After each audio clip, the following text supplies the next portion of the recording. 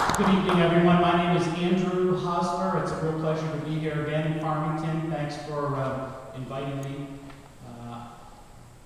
I am a resident of Laconia, where I live with my wife and my 4 young children. I have a 10-year-old, my wife Donna, and I have a 10-year-old and 7-year-old triplets.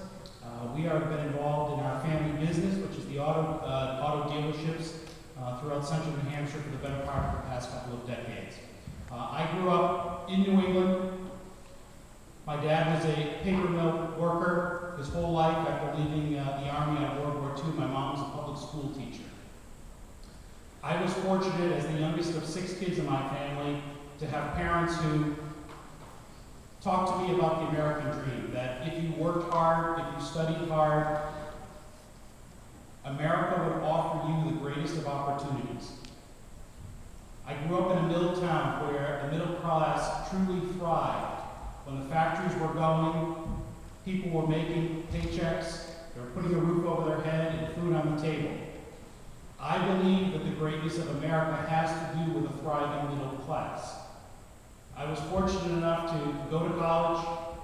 After I went to law school, or subsequent to that, my parents had always talked to me about public service.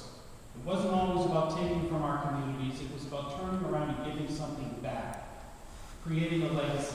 I went to work as an assistant district attorney. I got involved in public service. I did that for about 5 years or so.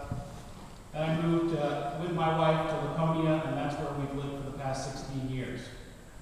I decided to get into this race after having viewed Congress from afar, coming to the conclusion that it's completely dysfunctional, that it doesn't work on behalf of those who need it to work. The middle class, working families, our senior citizens. Anyway, it's a great pleasure to be here. I look forward to taking your questions and talking about my vision for our country as well as New Hampshire.